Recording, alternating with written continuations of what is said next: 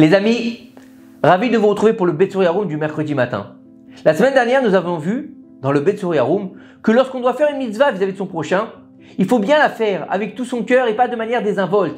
C'est important de mettre tout son cœur dans l'accomplissement d'une chose vis-à-vis de nos semblables. Et nous avons appris que celui qui fait une mitzvah, même si elle paraît insignifiante, comme de donner des grains de blé à un juif, comme l'a fait Boaz avec Ruth, ou de dire à un juif bonjour de tout son cœur, verra s'ouvrir beaucoup de portes grâce à cela. La Gemara Brachot raconte, Rabbi Ishmael ben Elisha Cohen Gadol travaillait dans le Bet Amikdash. Rabbi Ishmael ben Elisha, c'était Kodesh Kodashim, c'était un rav d'une envergure particulière, qui avait une beauté particulière. Le jour de Yom Kippour, la Gemara nous raconte qu'il est rentré dans le Saint des Saints pour brûler les encens devant Hachem puisqu'il était Cohen Gadol. Et c'était le seul jour de l'année où il avait le droit de pénétrer dans ce saint endroit et seulement bien sûr pour un temps limité, après bien sûr s'être préparé pour pouvoir rentrer dans le Kodesh Kodashim. Soudain, il aperçut une lumière intense qui le fit paniquer lorsqu'il comprit que c'était tout simplement la présence divine qui venait le voir. Il baissa immédiatement la tête. Alors, Akadosh Baruch Hu s'adressa à lui dans le Kodesh HaKodashim. Il lui a dit, alors, tu n'as pas de raison d'avoir peur. Je suis venu aujourd'hui juste pour recevoir une bénédiction de ta part. Ishmaël, mon fils, bénis-moi. Akadosh Baruch Hu qui demande à un être humain de chair et de sang de le bénir. Rabbi Ishmaël lui dit, que ce soit ta volonté, que ta miséricorde l'emporte sur ta colère et que tu te comportes avec tes enfants avec compassion en les jugeant au-dessous de la stricte justice. Et Akadosh Baruch Hu hocha la tête en signe d'approbation. De cette histoire, nous devons apprendre qu'une simple bénédiction ne doit pas être profane à tes yeux. Lorsqu'un juif dit à quelqu'un bonjour ou Mazal Tov de tout son cœur, qu'il sache que pour Hachem, il est à cet instant aussi important que Rabbi Ishmael ben Elisha Cohen Gadol quand il entra et qu'il brûla l'encens dans le Saint des Saints. Vous imaginez le niveau? Pour une simple bénédiction qu'on a fait avec son cœur, on ressemble à Rabbi Ishmael ben Elisha Cohen Gadol qui a béni lui-même Akadosh Baruch Hu. C'est un niveau énorme. Donc, si tu fais du bien à un juif, fais-le avec tous tes moyens. Ta pensée, ta parole et ton action, les trois niveaux que l'Oulad Mourazaken nous rappelle à chaque fois, qui karov alecha davar meod, beficha ou bivacha la soto.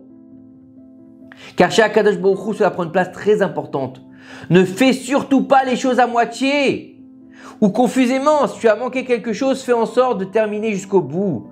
Car quand tu fais une chose à la perfection, la présence divine, elle t'aime. Yaakov Avinu, il commença une mitzvah.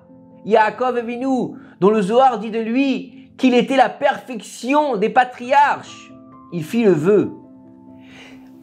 Après le rêve de l'échelle, si Hachem est avec moi, s'il me protège dans les voies où je marche, il me donne du pain à manger et des vêtements pour me couvrir, si je retourne en paix à la maison de mon père, alors Hachem aura été un Dieu pour moi et cette pierre que je viens d'ériger en monument deviendra la maison d'Hachem et tous les biens que tu m'accorderas, j'en offrirai la dîme. Mais lorsqu'il revient de Haran, après avoir épousé Rachel, Léa, Bilha, Zilpa, avoir eu des enfants avec ses femmes, il revint vers la terre d'Israël et il oublia son vœu. Akadosh Baruch Hu le lui rappela par allusion en lui envoyant Esav avec 400 hommes à qui il devra envoyer des présents afin de les apaiser. Hachem pensa que peut-être il comprendrait l'allusion et qu'il donnerait enfin le maaser, la dîme. Mais Yaakov ne comprit pas. Alors, il subit l'acte de Shrem et bien d'autres souffrances. Yaakov se le demanda alors, mais quand est-ce que toutes ces souffrances vont-elles enfin s'arrêter? Akadosh Baruch Hu, il a vu que Yaakov ne comprenait pas pourquoi il recevait une punition à chaque fois. Il lui dit explicitement, Yaakov, tu dois payer pour le vœu que tu as fait. Il lui a dit à Akadosh Baruch Hu, va à Bethel et tu y séjourneras. Là-bas, tu vas y élever un autel à Hachem qui t'a apparu lorsque tu fuyais devant ton frère Esav, lorsque tu es sorti de Beersheva. Immédiatement, Yaakov monta à Bethel pour réaliser son vœu et alors les souffrances s'arrêtèrent. De là, nous apprenons quelque chose de très important. Lorsqu'un homme commence une chose quelconque, il devra faire en sorte d'aller jusqu'au bout afin de rendre cette chose complète. Si un homme commence une chose quelconque, il devra en faire en sorte de la rendre complète. Quand tu commences quelque chose, ne fais pas les choses à moitié, va jusqu'au bout de la chose. Et il est écrit dans la Torah quant aux ossements de Yosef que les enfants d'Israël avaient emporté d'Égypte, on les inhuma à Shrem. Mais on a un problème sur ce verset. Dans la Gemara, elle dit dans Sota, elle dit, mais il y a un verset qui est écrit dans la Torah que Moshe prit les ossements de Yosef avec lui. Donc, si Moshe il a pris les ossements de Yosef avec lui, pourquoi est-ce qu'on dit les Bnei Israël ils ont pris les ossements de Yosef? Et il faut savoir que au moment où les enfants d'Israël étaient occupés à piller l'Égypte avant de sortir, Moshe Rabbeinu était lui occupé à récupérer les ossements de Yosef.